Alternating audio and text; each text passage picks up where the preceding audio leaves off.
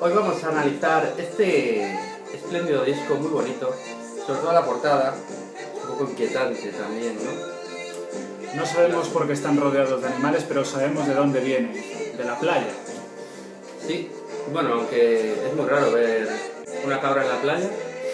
Dije que venían de la playa, no que estuvieran en la playa. Bueno, pues esto. Hoy analizamos Pet Sounds de The los Beach Boys. Bueno, yo para mí, he de ser sincero desde el principio, este grupo era como, no sé, a mí nunca me agradaron, no voy a mentir.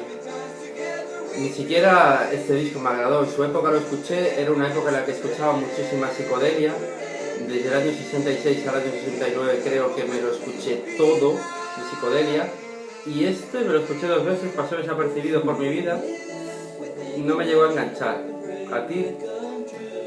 Yo no lo considero una obra maestra como quizás otros críticos o otros analistas lo hacen, pero sí que tuvo un papel muy importante a la hora de cómo se concebía la música. Entendamos el contexto en el que nació este grupo. Era un grupo de rock playero, de surf, de chicas. A la playuki, con las chavalitas, eso eran los Beach Boys. No era hablar de filosofía, precisamente. Hasta que, bueno, llegó el año 66 y su líder, Brian Wilson, yo creo que se le empezó a ir un poco, ¿no? Hay que decir que ya se le estaba empezando a ir antes. En el disco anterior, que se llama Today, Beach Boys Today, él ya empezaba a introducir temas que no eran exactamente de rock playero. Era cuando estaba empezando a tener sus crisis mentales, estaba aburrido de ir de gira, no quería saber nada de nadie. Es como que iban siguiendo el rastro siempre de sus ídolos, de los Beatles, ¿no? Se admiraban mutuamente. De hecho, los Beatles posteriormente le harían un homenaje a ellos, no sé si homenaje o parodia, en Back in the USSR del álbum blanco, en que hacen un tipo de coro muy típico de los Beach Boys. Y sí, intentaban seguir su estela y era un poco el charco, ¿no? Por un lado, la parte americana, con un estilo de música muy concreto, y a lo mejor una parte europea más experimental, más revolucionaria. Y desde ese punto de vista yo creo que fue fructífero que se retroalimentaran. Sí, que se llevaran bien, claro, yo no digo que no, yo no digo que no. Pero sí que iban siguiendo un poco la estela, iban como, bueno, a ver qué hacen estos. Que eran unos copiones, vale. Sí, a mí me da esa impresión, Hubo una época que además de que, ninguno de los dos estaban satisfechos, o si era el sonido de los directos, porque realmente se quejaban mucho de que no conseguían llevar a los conciertos el sonido que intentaban. Y más tratándose de un grupo que era eminentemente vocal, que jugaba mucho con las armonías, que no eran precisamente muy ruidosos, que digamos. Los Beatles, siendo un pelín más ruidosos que ellos, se quejaban exactamente de lo mismo, de que ni por voces ni por instrumentos no escuchabas nada en el directo. Incluso llegó a haber ahí un incidente en algún avión, ¿no? Con Brian Wilson, que le dio ataques de pánico y tal. Lo pasó bastante. Y fue en ese momento que dijo: yo me desconecto un rato de esto, de este estilo de hacer las cosas, y fue cuando él se metió en su estudio a experimentar con un montón de cosas. 5.000 historias. Él siempre menciona cuando hizo este disco, digo él porque principalmente fue el impulsor del disco. El resto de miembros del grupo no sabían muy bien qué demonios estaba haciendo Brian Wilson, pero estaban mirando a Rubber Soul, estaban mirando a los Beatles y quería hacer algo que él llamaba como un disco sin ningún tipo de relleno, un disco en el que todas las canciones valiesen y que fuera compacto, que tuviera una especie de unidad, ¿no?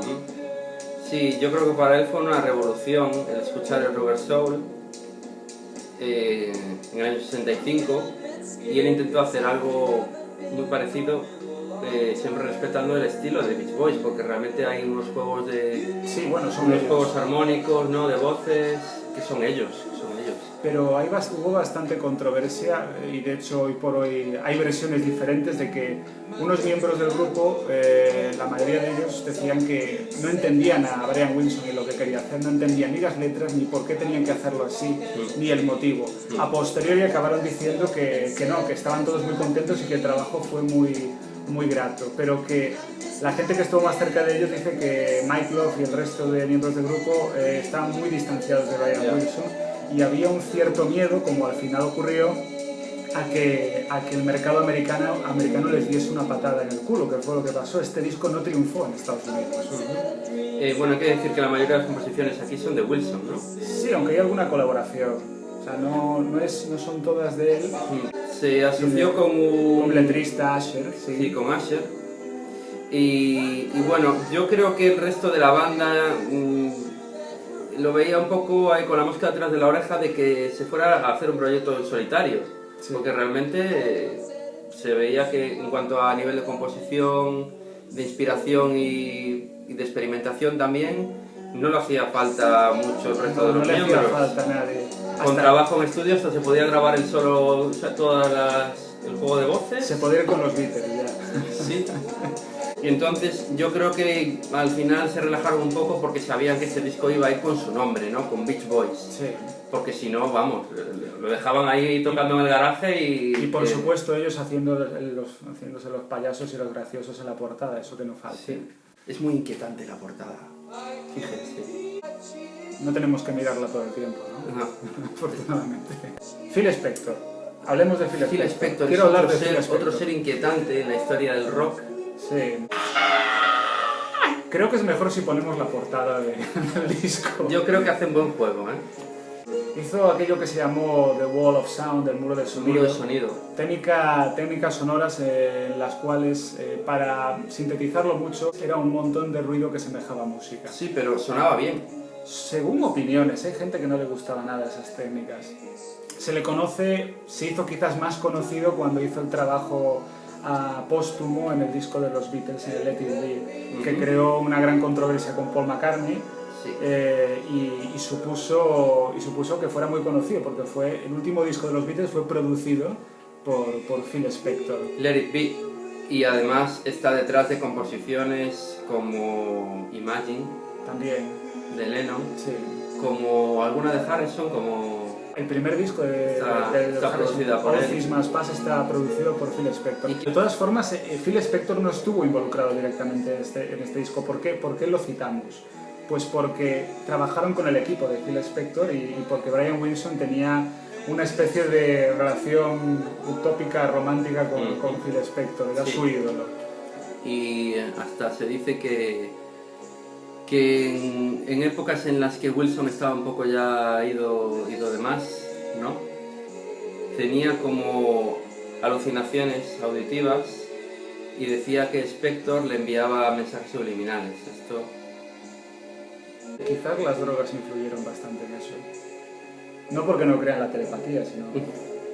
Bueno, tampoco creo en la telepatía. Pet Sounds, PS, Phil Spector. Cierto. ¿Paranoia o verdad?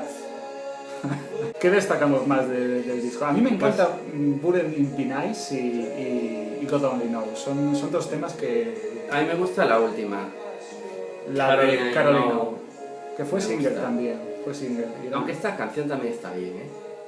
No, si al final te va a gustar y todo, Pet Sounds. Sí, lo escucharé más. Es el mítico disco que es como las lentejas. Hay que escucharlo muchas veces para que te guste realmente. Entiendo el mérito que tiene, el trabajo que hay detrás, lo rompedor del momento, porque aunque sí que es cierto que ya se experimentaba mucho, mucha gente estaba haciendo cosas muy raras ya, en el año 66, recordemos que es el año de eclosión de Zappa, Frank Zappa, ¿vale? Models of Invention. Entonces ya se estaban haciendo cosas raras. No obstante, hay que saber que estos chicos de Playa lo hicieron bastante bien, suena bien. Yo le pondría un 6,5. Yo creo que habría que valorar, aparte del esfuerzo y de lo que has comentado, que en Estados Unidos no estaban por la labor de hacer según qué experimentaciones y que estos se atrevieron a mirar hacia otros lados aún sabiendo que iban a llevar muchas hostias, es la verdad. Yo creo que no es la gran obra maestra que hizo que discos como Sgt. Pepper y otros fueran buenos, ese mérito ya lo tienen, pero el esfuerzo hay que destacarlo. Yo le pondría un 7. Bueno, no mucho más que yo al final. Estamos allá. Bueno, pues únicamente recordaros que si queréis escucharlo está jodido, porque o lo compráis o olvidaros de escucharlo en YouTube y cosas de estas. Pero bueno, así siempre que es una buena inversión invertir en música. No seáis piratas, comprad música, cualquier música. Sí. Bueno, cualquier música no, pero este disco vale la pena comprarlo. Y bueno, solo por la portada, ¿no? Solo por la portada ya vale la pena comprarlo. Por lo bizarro de la situación. Sí. Y nada, os encomendamos a que nos mandéis mensajitos, a los haters pues simplemente que os den por culo, y como el resto pues nos amáis, nos queréis y sois muy respetuosos con nosotros, pues os esperamos para que nos visualicéis, le deis a like, todas esas mierdas que se hacen en YouTube. Gracias. Hasta siempre.